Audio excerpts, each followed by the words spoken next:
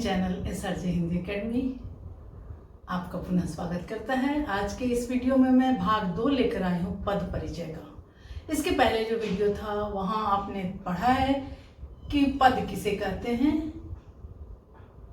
विकारी शब्द कौन कौन से हैं, अविकारी शब्द कौन कौन से हैं। और आज जो मैं पढ़ाने जा रही हूँ, पहले आपने पढ़ा है संज्ञा सर्वनाम का पद परिचय, और आज जो मैं पढ़ाऊंगी वह है विशेषण और क्रिया का पद परिचय। तो एक बार मैं दोहराव कर लेती हूँ क्योंकि रिवीजन बहुत ही जरूरी है हर चीज का, जहाँ की आपको पीछे जा करके मुड़ करके देखना नहीं पड़ेगा। तो वाक्य में प्रयुक्त शब्द पद कहलाते हैं, ये सभी चीज आप जान चुके हैं। तो वाक्य में प्रयुक्त पदों के संबंध में पूरी जानकारी जहां से हमें प्राप्त होती है, जहां हम देते हैं, वही है पद परिचय। मैंने यह कहा था कि किसी भी व्यक्ति का पद परिचय लेने के लिए उसका नाम, गांव, स्थान, पता जानना चाहिए। ठीक उसी प्रकार व्याकरण में भी शब्दों का हम पद परिचय लेते हैं, जो कि 8 आधार पर है। विकारी के 4, अविकारी के 4, संज्ञा सर्वनाम विशेषण क्रिया, क्रिया विशेषण, संबंध बोधक, समुच्चय बोधक और विस्मयादि बोधक। ये पद 8 हैं और 8 पदों को हम क्रम से जानेंगे। तो आप सभी जान चुके हैं संज्ञा और सर्वनाम। आज बारी है विशेषण और क्रिया की। तो विशेषण मैंने कल जो वीडियो बताया था उसमें भी मैंने कहा था कि पूर्वोक्त में पढ़ाई गई बातों को आपको रिकॉल करना पड़ेगा, स्मरण करना पड़ेगा। तो बेहतर होगा पद परिचय के पहले सारे वीडियोस को आप देखिए, जहाँ संज्ञा सर्वनाम विशेषण क्रिया इत्यादि बताए गए हैं। ठीक है, तो आज जो बारी है विशेषण। तो विशेषण क्या, विशेषता बताने वाले शब्द, और विशेषण के भेद जानेंगे हम। तो विशेषण का भेद, विशेषण का पद परिचय देना है तो सबसे पहले हम विशेषण के भेदों को लिखेंगे। कौन कौन से भेद हैं? गुणवाचक, संख्यावाचक, परिमाणवाचक और सार्वनामिक। तो उन भेदों को हम लिखेंगे। जो भी परिचय देना होगा इन भेदों के आधार पर हम देंगे। गुणवाचक, संख्यावाचक, परिमाणवाचक, सार्वनामिक या संकेतवाचक। इसे दो नाम से, या संकेतवाचक। तो गुणवाचक में गुण, संख्यावाचक के 2 भेद, उसकी भी जानकारी आपको है कि निश्चित अनिश्चित संख्यावाचक।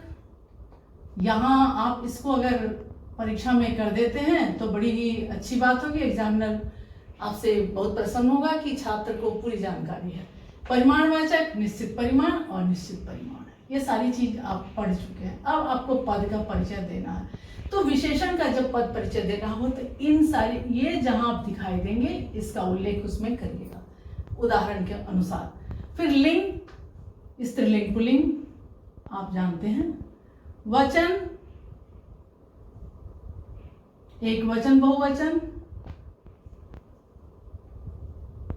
एक वचन बहुवचन। अवस्था, विशेषण की 3 अवस्थाएं हैं, उत्तरावस्था, मूलावस्था, उत्तरावस्था और उत्तमावस्था। तो तीनों अवस्थाओं की चर्चा होगी। पहले मूलावस्था, उत्तरावस्था, उत्तमावस्था। मैंने विशेषण पढ़ाते समय ये बताया था आपको कि तर और तम लगा करके करेंगे। सुंदर, सुंदरतर, सुंदरतम उत्तमावस्था में। ठीक है, तो ये जो प्रयोग होगा सिर्फ ये गुणवाचक में होगा, सिर्फ गुणवाचक में। इसको याद रखिए, ये बहुत ही इंपॉर्टेंट है, सिर्फ गुणवाचक में होगा। और इसके बाद मैंने विशेष्य दिया है, जिसकी विशेषता बताई जाए वह विशेष्य कहलाता है। संज्ञा सर्वनाम की विशेषता बताने वाले शब्द विशेषण कहलाते हैं, और जिसकी विशेषता बताई जाए वह विशेष कहलाए, यानी जिसकी विशेषता बताई जाए। तो इतनी बातें आपको विशेषण अगर परीक्षा में पूछता है कि दिए गए वाक्य में विशेषण का पद परिचय दीजिए, तो इतनी बातों का वहां पर जिक्र करेंगे, उल्लेख करेंगे। मैंने एक उदाहरण दिया है कि यह नीलगाय कई खेतों को उजाड़ गई। अब यहाँ पर आप सोचिए और बताइए कि यहाँ यह किस लिए प्रयोग हुआ है। यह नीलगाय संज्ञा है और संज्ञा के पहले यह सर्वनाम है, तो यहाँ यह क्या होगा? सार्वनामिक विशेषण। हमें विशेषण की चर्चा करनी है तो विशेषण की ही बात देंगे। यह क्या क्या चीज में आएगा? नीलगाय, यहाँ पर हम इसकी चर्चा नहीं करेंगे, सिर्फ विशेषण की चर्चा करेंगे। यह सार्वनामिक विशेषण है। स्त्रीलिंग है और एक वचन भी है। और क्या दिखाई दे रहा है इसमें? और यहाँ कुछ नहीं दिखाई दे रहा है। यह में अगर यह नीलगाय कई खेतों को उजाड़ गई तो उसमें यह सार्वनामिक विशेषण, स्त्रीलिंग, एक वचन। मान लीजिए दूसरा उदाहरण देती हूं मैं कि पका हुआ पपीता बड़ा मीठा होता है। दूसरा एग्जाम्पल नंबर 1, एग्जाम्पल नंबर 2, पका हुआ पपीता बड़ा मीठा लगता है। यहाँ विशेषण बताना है। यहाँ विशेषण क्या है? मीठा और क्या? पका। तो पका कौन सा गुणवाचक है? पुल्लिंग है, एक वचन है। पका के लिए हम क्या करेंगे? पका गुणवाचक है और क्या है? यह पुल्लिंग है, एक वचन है। पुल्लिंग, एक वचन। और किस अवस्था में है यह? विशेषण की कौन सी अवस्था है? उत्तरावस्था है यह, मूलावस्था है, सॉरी, मूलावस्था। और विशेष क्या है यहाँ पर? पपीता। तो यहाँ विशेष से हम लिख देंगे पपीता, विशेष पपीता। ठीक है। तो इस तरह से आप अब लिखेंगे। हम मीठा के बारे में बताएंगे तो मीठा भी गुणवाचक है, मीठा भी गुणवाचक विशेषण है। और यह कौन सा? ये है पुल्लिंग है, बहुवचन है। पुल्लिंग, बहुवचन। और यहां पर क्या कौन सी अवस्था है? मूलावस्था में है। और इसका विशेष क्या है? पपीता है। तो इस तरह से आप करेंगे तो आपको 100% अंक आएंगे। बड़ा ही आसान है। जब विशेषण की बात होगी तो सिर्फ विशेषण की हम चर्चा करेंगे। ठीक है। अब मैं आती हूँ क्रिया पर। क्रिया का पद परिचय। क्रिया जिस शब्द से काम का करना होना समझा जाए। क्रिया अकर्मक, सकर्मक, इस कर्म के आधार पर। लेकिन अन्य क्रियाओं को भी हम देंगे, प्रेरणार्थक, पूर्वकालिक क्रिया। अगर ये सारी क्रियाएं आपको उस उदाहरण में दिखाई देती है तो उसका भी हम उल्लेख करेंगे। तो अकर्मक, सकर्मक, अन्य भेद जो है, पूर्वकालिक, प्रेरणार्थक, ये सारी क्रियाओं को देंगे।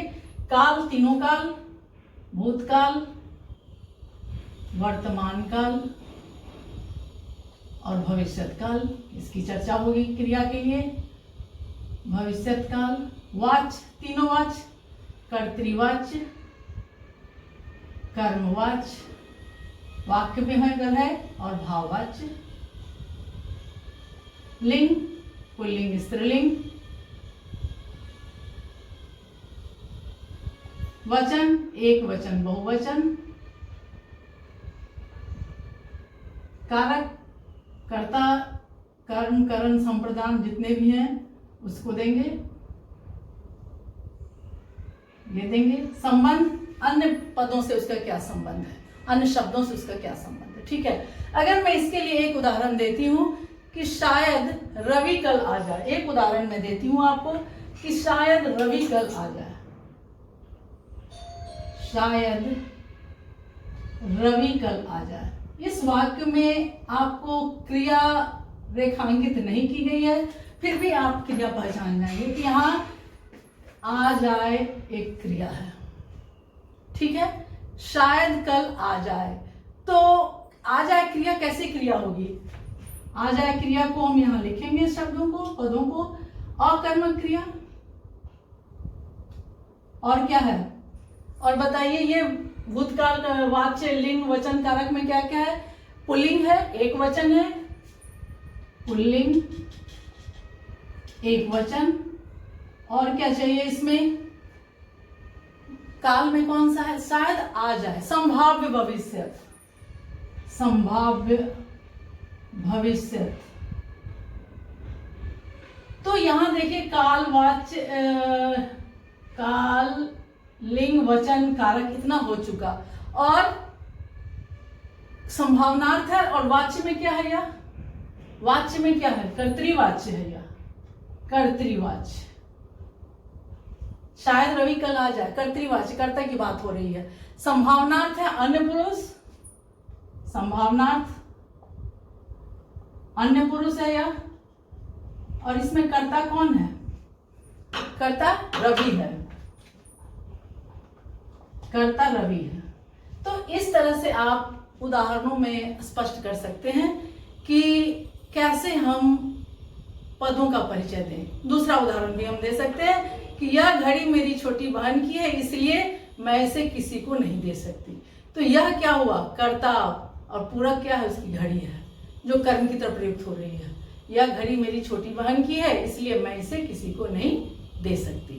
तो दे सकती का हम करेंगे, ये दे सकती का हम परिचय देंगे। जैसे सकर्मक क्रिया, दे सकती हूँ, देने की बात हो रही तो सकर्मक क्रिया हो गया।